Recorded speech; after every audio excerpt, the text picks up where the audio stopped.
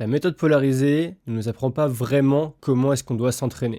L'entraînement polarisé est une méthode d'entraînement en vogue dans les sports d'endurance. Elle se caractérise par 80% de son volume d'entraînement en zone 1, c'est-à-dire sous le premier seuil de lactatémie. Les 20% restants sont en théorie en zone 3, au-dessus du second seuil de lactatémie. Cette méthode a plutôt fait ses preuves sur le terrain et dans la littérature scientifique. Lorsqu'on essaie de la mettre en pratique, il y a cependant plusieurs questionnements qui persistent. Aujourd'hui, cette vidéo va être là pour soulever ces questionnements, voir les imprécisions de ce modèle, et également donner quelques conseils sur comment est-ce qu'on peut l'adapter à soi-même. La première imprécision avec le modèle polarisé, ça va être tout simplement les 80% en zone 1, c'est-à-dire sous le premier seuil de lactatémie. Ces 80%, ils sont censés vraiment être faciles, mais lorsqu'on arrive sur des coureurs entraînés, bien entraînés, on se rend compte qu'ils peuvent avoir facilement des premiers seuils autour de 16 km/h jusqu'à 18, voire 19 km/h pour les athlètes élites. Alors eux, bien évidemment, ils ne vont pas faire tout leur jogging à basse intensité à ces allures-là. Ils pourraient le faire d'un point de vue physiologique, mais d'un point de vue musculo-squelettique, cela serait une charge trop importante pour leur organisme et ça augmentera le risque de blessure et le risque de fatigue trop importante. On sait notamment que la récupération neuromusculaire des courbatures entre les séances intenses est importante pour pouvoir enchaîner. Ensuite, pour les cyclistes et les triathlètes qui auront un grand volume d'entraînement, toujours rouler proche de son premier seuil de lactatémie entraînera une dépense calorique beaucoup plus importante et une déplétion glycogénique également importante, ce qui pourra limiter la capacité totale à produire un grand volume d'entraînement et à reproduire les séances à haute intensité le restant de la semaine. Également, il y a un troisième point qui est rarement soulevé, mais c'est la concentration que ça demande. En effet, faire un jog à 13 voire 14 km/h ou être à 16-17 km/h, ça ne demandera pas la même implication mentale, la même concentration dans l'effort qu'on met. On peut donc postuler que ça pourrait limiter la récupération du sportif. Le dernier point, c'est que lorsqu'on mesure ces seuils de lactatémie, on est dans un espace standardisé. C'est-à-dire que notre premier seuil de lactatémie intervient à 16 km/h, on est sur piste, sur terrain plat. Quand on va aller faire notre jog, il peut y avoir du vent, il peut faire froid, il peut faire chaud, on peut y avoir une route vallonnée, c'est-à-dire que ce seuil ne sera pas la même vitesse nécessairement. Le dernier point qu'il faudra prendre en compte, c'est vraiment la forme du jour. C'est-à-dire que si on a fait une séance de haute intensité la veille, eh bien on pourra être fatigué tout simplement, et notre seuil, au lieu d'être à 16 km/h en théorie, il pourra être à 15, 15,5. Si on fait un long run, eh bien notre fatigue va augmenter au sein de notre organisme, notre économie de course va se dégrader, et donc cette mesure à 16 km/h de notre premier seuil, il pourra également diminuer au cours de notre long run. Si au départ, au bout de 20 minutes, on est à 16 km/h, et bien au bout d'une heure, 1h15, on pourra se trouver à 15,5, voire 15. Il faudra donc adapter cette intensité d'entraînement, cette allure d'entraînement, en fonction de la durée de notre entraînement, de notre forme du jour. La deuxième précision qu'il faudra faire, c'est le pourcentage à haute intensité. Cela va dépendre de plusieurs facteurs, notamment déjà l'allure qu'on travaille dans notre cycle d'entraînement. Si on s'entraîne sur des allures 800 mètres, il est évident qu'on pourra faire un volume beaucoup moins important que si on s'entraîne à des allures 10 km. Pourtant, ces deux intensités se situent théoriquement en zone 3. Le deuxième point qu'il faudra prendre en compte, c'est le volume global qu'on fait sur la semaine. Les modèles polarisés, il a été validé scientifiquement sur des athlètes élites, sur des athlètes d'un bon niveau. On retrouvait même en course à pied toujours au minimum des volumes de 5-6 heures d'entraînement par semaine. Si toi, tu es un coureur qui s'entraîne seulement 3 heures par semaine, tu ne pourras pas vraiment mettre en place cet entraînement polarisé, puisque tes 20% à haute intensité, ils représenteront une durée assez faible, et même peut-être trop faible pour vraiment avoir des adaptations à haute intensité. Donc dans ton cas, tu pourrais plutôt pencher vers une distribution autour de 70% en première zone, au lieu de 80%.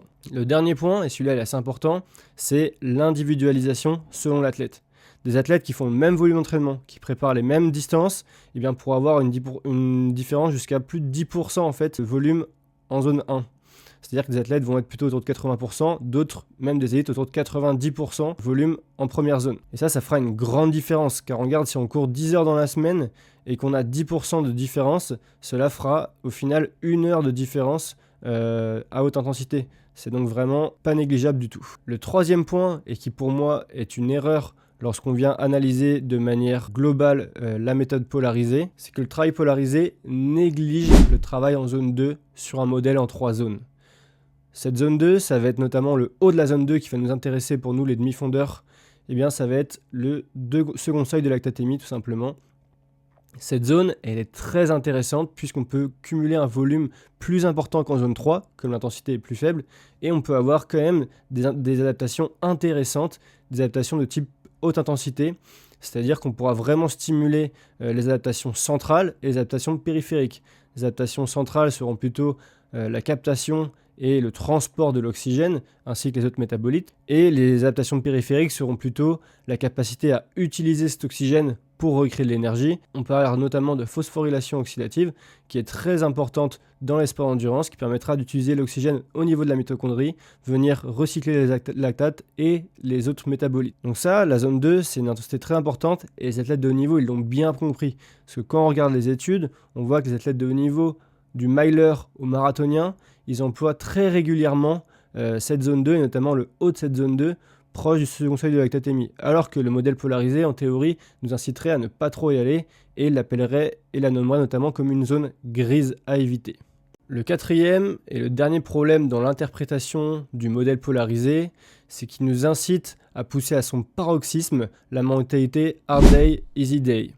C'est notamment une erreur dans laquelle je suis longtemps tombé, avec une pensée plutôt polarisée que les jours faciles doivent être vraiment faciles et que les journées difficiles doivent vraiment être difficiles. Et pourtant, avec le temps, je me rends compte que lorsqu'on s'engage sur une séance d'intervalle, c'est pas toujours nécessaire de vouloir se pousser au maximum et de vouloir aller chercher une séance au carton RPE 10 sur 10. Parce que finalement, on se rend compte que les gains qu'on va obtenir à se pousser au maximum RPE 10 sur 10 versus garder une petite réserve en restant à 7-8 sur 10, eh ben, ils sont pas si importants par rapport à la fatigue qu'on va accumuler supplémentaire sur cette séance où on va aller vraiment à fond. Sur le court terme, il n'y aura pas de problème si on le fait à l'échelle d'une semaine, mais là je vous parle plutôt à l'échelle de plusieurs mois. Si à chaque fois, au lieu de garder cette petite réserve, eh ben, on va aller se pousser au maximum, on risque d'accumuler plus de fatigue pour une adaptation qui ne sera donc pas supérieure puisqu'on aura plus de fatigue que de gains à faire cette séance. Je ne dis pas qu'il ne faut jamais faire de séance RPE 10 sur 10 et de se mettre au carton. Je dis plutôt qu'il ne faut pas systématiquement, lorsqu'on fait une séance d'intervalle, vouloir se mettre complètement au carton. Ça, je pense que c'est quelque chose qui est important à comprendre. Et dans notre compréhension du modèle polarisé, c'est pas quelque chose qui est intuitif au départ. Finalement, quels seraient mes conseils pour toi adapter ce modèle polarisé à ton entraînement, à ce que tu fais vraiment sur le terrain? Eh bien, tu vas pouvoir prendre en compte plusieurs éléments. Déjà, l'épreuve que tu veux préparer. Si tu prépares un marathon ou un 800 mètres, évidemment, tu ne passeras pas le même temps en zone 2 et en zone 3. Ton volume d'entraînement pourra également être différent. Donc, il y aura plusieurs paramètres comme ça à prendre en compte. Également, selon ton profil physiologique, c'est-à-dire là où sont tes facteurs limitants, là où sont tes facteurs performants. Ton profil psychologique aussi, quelles sont tes préférences en termes d'entraînement, c'est des choses qui comptent. Historiquement, qu'est-ce que tu as fait, qu'est-ce qui a plutôt fonctionné pour toi. Et la dernière chose, ça va être la période de la saison où on est par rapport à ton échéance cible. J'espère que cette vidéo t'aura apporté du contenu intéressant. Je te dis à dans 2 semaines. D'ici là, entraîne-toi intelligemment.